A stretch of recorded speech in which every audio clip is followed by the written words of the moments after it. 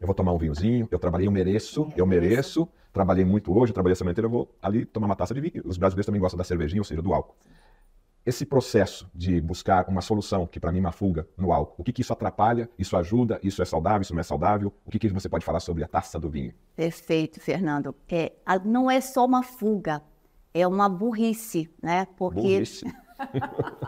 eu falo para meus pacientes que quem bebe não gosta daquilo que faz no seu dia a dia, não gosta do que é e não gosta daquilo que faz. Então, a melhor forma da gente enfrentar o que eu não gosto de fazer, eu não gosto do que eu sou, é em frente e começa a resolver os seus problemas. Agora, se eu começar a beber uma taça de vinho, o álcool inibe o inibidor e dá uma relaxada.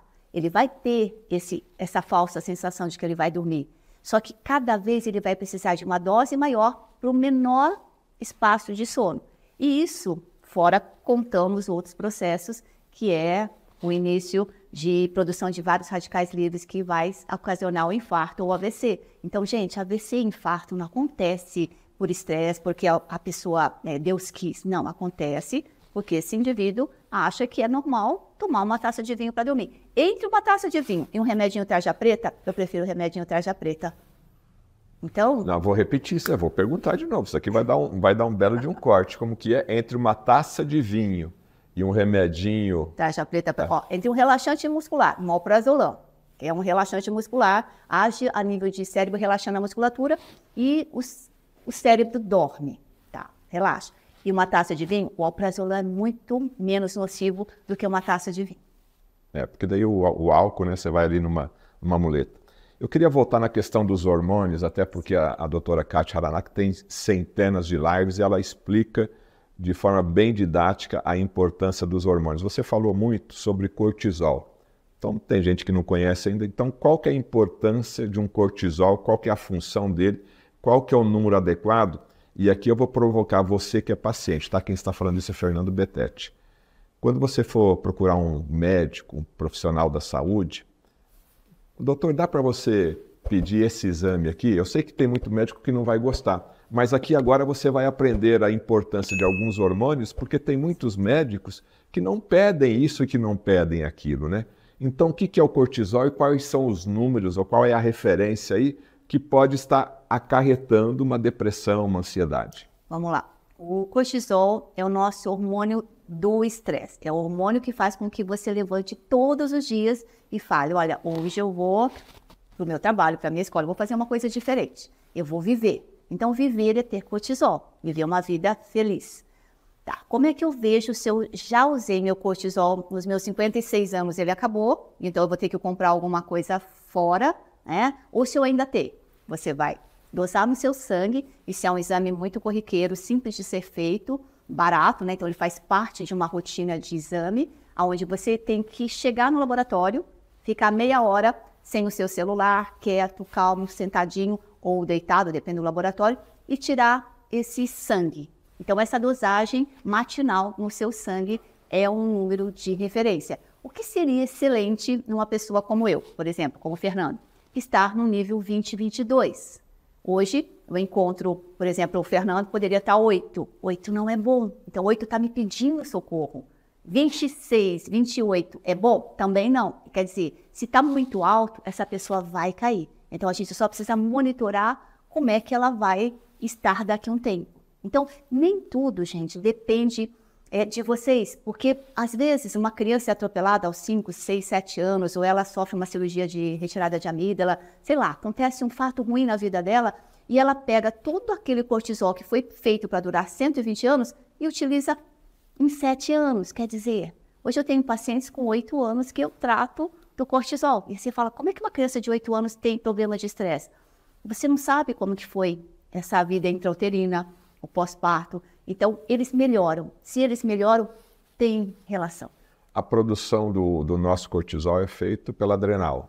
Isso. E a gente tem um tanque cheio e vai acabando com o tempo, é isso? Entendi correto? Seria um uso correto diário. Se você... Não, eu vou dormir todo dia às 3 horas da manhã, eu não vou quase dormir, eu vou ficar na balada todas as noites, todos os finais de semana, vai acabar. Faço esportes radicais todo E aí que chama fadiga adrenal. A gente, ela não morre, ela fica um pouco estafada, ela produz menos.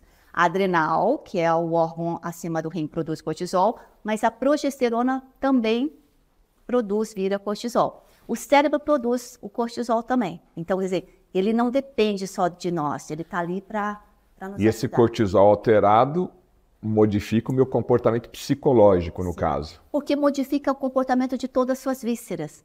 Se tudo dentro de você não funciona bem, se o seu intestino, seu fígado, seu pulmão, seu coração não funciona bem, ele vai dar uma informação para o seu cérebro que tem medo.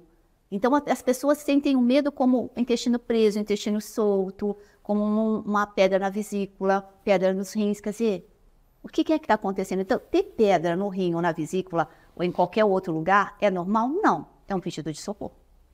Nos seus pacientes aqui na sua rotina, cortisol é um exame obrigatório. Sim. Sem o cortisol, eu não consigo fazer uma primeira avaliação. Cortisol, dehidroepiandrosterona, que é o famoso DHEA, sulfato de dehidroepiandrosterona. Ele me ajuda a ver aonde está esse estresse. Se foi um estresse muito na infância, se foi um estresse um pouco na idade adulta. Quer dizer, porque o DHEA, ele protege o cérebro contra a ação de um cortisol muito alto. Um cortisol alto, ele é neurotoxina. Ele é como o glúten. Ele é uma pilha que você abre e cai aquele ácido sulfúrico que vai corroendo o seu cérebro. Então, quer dizer, se essa pessoa hoje está com 8, ela já usou o cortisol como uma neurotoxina também. Tá vendo só? A importância da tireoide, dos hormônios tireoidianos também nessa questão de depressão, sono, ansiedade. Tireoide também tem relação? A tireoide é o órgão que mais fala a favor de depressão, né? Assim, a maior parte das pessoas que são tratadas como depressivas, elas não são depressivas. Elas só são maltratadas em termos de hormônio tireoidiano. A medicina sabe tratar muito bem com T4. Sintroide, levoide, puran, todos são T4. É o hormônio que a tireoide produz, mas que somente o cérebro utiliza. O T3 não. O T3 o corpo utiliza. Só que para eu produzir um T3, eu preciso de iodo, de zinco, de selênio, de magnésio, de ferro. Então, as pessoas não têm isso. E eu preciso desse órgão muito bom, muito bem ativo, células funcionais. Se eu não tenho, eu não produzo o T3. Então, se eu não tenho o T3, eu começo a ter uma tristeza no fundo da minha alma. A gente fala que no fundo da minha alma é aqui. E a pessoa vai no médico e diz para o médico: doutor, eu estou triste. Aí ele dá o quê? Antidepressivo. Ele não pede se o T3 está abaixo do limite. Então, nesse exemplo, você está falando que chega um paciente e você regulariza os níveis desse hormônio, a pessoa volta a ter uma felicidade, mais disposição, somente regularizando esses hormônios. Essa é a minha experiência clínica, né? Então, assim, na experiência clínica, eu falo que se eu fizer a minha parte como médica, regularizar cortisol, com hidrocortisol na base, um T3 livre, manipulado, e testosterona, estradiol, estriol, progesterona, quer dizer, eu equilibrei esse paciente. Aí é por conta dele, livre-arbítrio. Mas essa é a minha função enquanto médica.